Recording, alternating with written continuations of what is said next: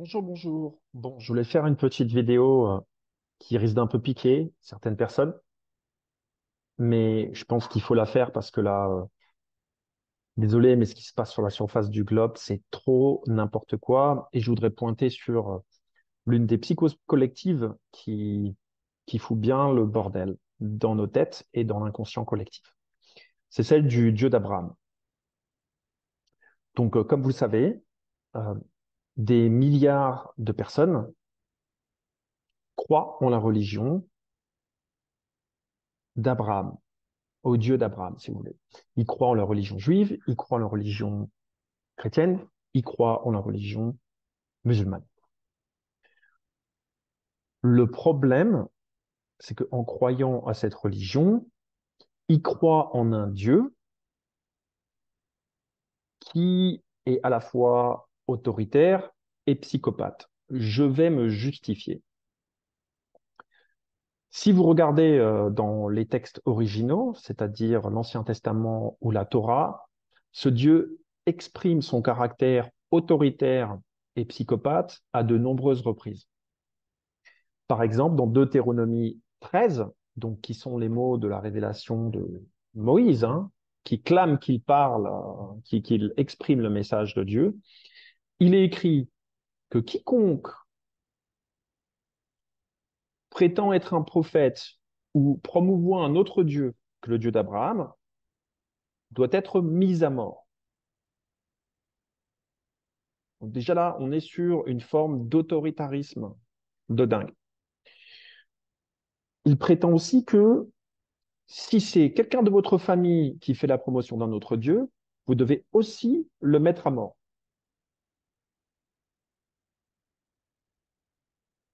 Finalement, il est aussi écrit, et je vous invite à aller voir les versets, c'est vraiment, c'est du haut niveau, il est écrit que si une ville se convertit à une autre religion, il faut massacrer tous les habitants de cette ville, ainsi que leur bétail,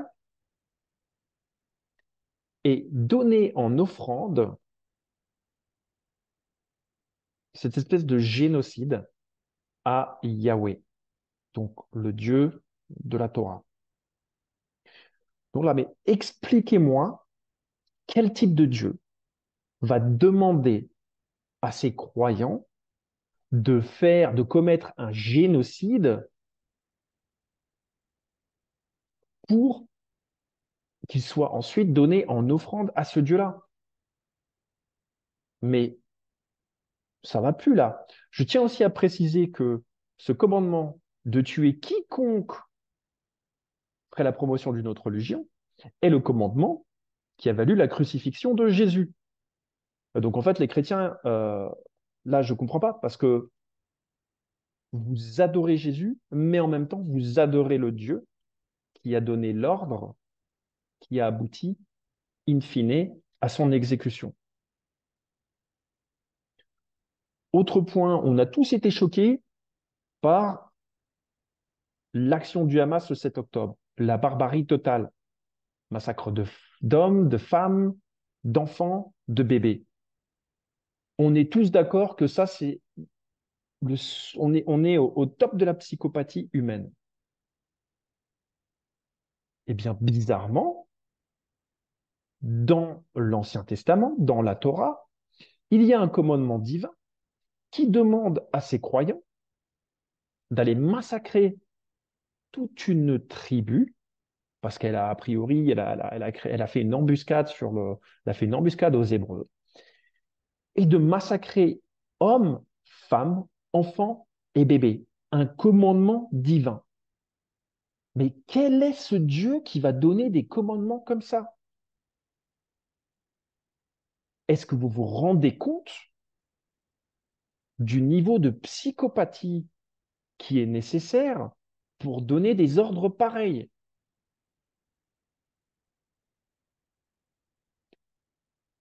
Ce que j'en déduis, et il y a plein de choses comme ça, ce Dieu de la Bible, c'est un barbare qui punit les gens pour leurs croyances, qui les envoie en enfer. qui massacre les gens quand ils ne se soumettent pas à ces dogmes, comment ce Dieu peut-il être Dieu? Moi, mon Dieu, il est omniscient, il est omnipotent, il est omniprésent. C'est pas un psychopathe. C'est un Dieu qui nous accepte tel que l'on est. C'est un Dieu qui nous laisse évoluer avec les lois qu'il a mis en place, qui sont les lois universelles. C'est un Dieu qui se révèle à nous au fur et à mesure que l'on apprend à connaître notre univers et à nous connaître nous-mêmes. C'est pas un Dieu autoritaire, patriarcal et psychopathe qui demande à tout le monde de se soumettre à des dogmes qui sont complètement absurdes quand on les regarde avec la connaissance qu'on a acquis aujourd'hui, notamment à travers la science, la philosophie, la psychologie et tout un tas d'autres connaissances.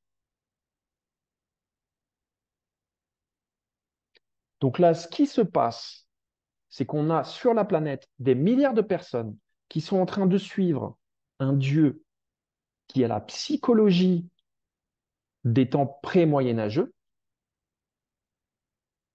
ce qui crée un décalage complet avec la réalité d'aujourd'hui. Et la guerre que l'on peut voir, notamment entre le camp israélien, qui s'identifie au judaïsme, et le camp palestinien, qui s'identifie à l'islam. Des chocs de croyances ancestrales qui sont complètement décalés de la réalité et qui sont bourrés de haine pour ceux qui ne partagent pas la même croyance à travers ce qu'expriment les commandements envoyés, soi-disant, de Dieu. Maintenant, d'où viennent ces mots? Mais comprenez que d'avoir une connexion au divin en conscience ne veut pas dire que l'on peut traduire Dieu de notre corps humain. On ne peut que traduire de notre niveau de connaissance, de notre niveau de perception. Et autant dire qu'à l'époque, il n'était pas élevé parce que notamment, nos ancêtres n'avaient même pas conscience d'avoir un ego. Ils étaient complètement identifiés à leurs croyances. Ils n'étaient pas conscients de la relativité, de la subjectivité, de la limitation. Ils se donnaient des fausses certitudes.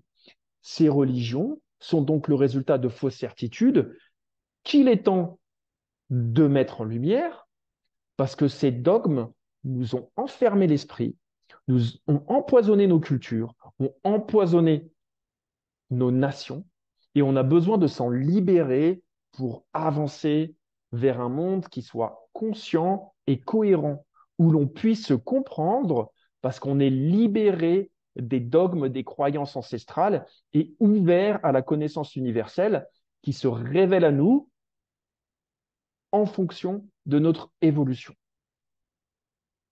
Donc voilà, je voulais faire ce petit message. Il est vraiment temps d'évoluer, il est vraiment temps de remettre en question ces croyances à l'intérieur de nous et à l'extérieur de nous, parce que franchement, ça commence à bien faire. On ne va pas rester avec une psychologie pré-moyenâgeuse pendant encore des siècles. Il est temps que ça dégage. D'ailleurs, ce n'est pas soutenable, hein, parce que comme vous le voyez, d'ailleurs, c'est écrit dans les prophéties, ce Dieu-là, il nous envoie vers la fin du monde. Et oui, forcément, puisqu'il est incapable d'évoluer, puisque les croyances n'évoluent pas. Tout ce qui n'évolue pas dans un univers qui est en expansion constante est voué à s'effondrer. Donc voilà, merci de prendre le chemin de l'évolution, merci de prendre le chemin de la connaissance et merci d'aider à remettre en question ces croyances d'un autre âge. N'ayez plus peur d'en parler parce qu'aujourd'hui, un des grands trucs, comment ils nous tiennent, c'est avec la peur. Voilà, si on remet en question la croyance judaïque, eh ben, on est antisémite. Si remet en question la croyance chrétienne, bon, on n'a pas de mot pour celui-là. Si on remet en question la croyance musulmane, on est islamophobe. Non, mais à un moment, on est simplement ouvert à la connaissance et il est temps de faire dégager les dogmes. Voilà, j'espère que le message est passé. À ciao, bonsoir.